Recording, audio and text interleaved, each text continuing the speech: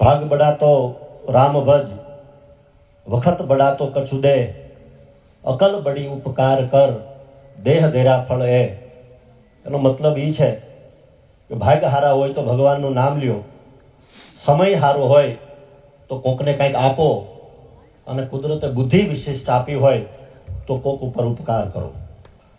આહિર સમાજના આજના સમૂહ લગ્નની અંદર કેન્દ્ર સ્થાને જ્યારે પ્રભુતામાં પગલાં માંડી રહેલા સૌ નવ દંપતીઓ છે, ત્યારે આપણે સૌ પરમ કૃપાળુ પરમાત્માને પ્રાર્થના કરીએ કે સૌ નવ દંપતીઓ પોતાના ગૃહસ્થ જીવનને સદગૃહસ્થ જીવન તરફ સાધુ સંતો મહાપુરુષોના આશીર્વાદ, વડીલોના આશીર્વાદથી લઈ જાય.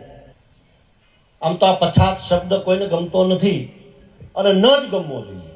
એટલા માટે ન ગમવો જોઈએ કે આજે સમગ્ર વિશ્વ અને સમગ્ર દુનિયા ક્યાં પહોંચી છે, ત્યારે આ પછાત શબ્દ કોઈને ન ગમવો જોઈએ અને નથી જ ગમતો. અને હું એવું માનું છું કે એ વ્યાજબી પણ નથી.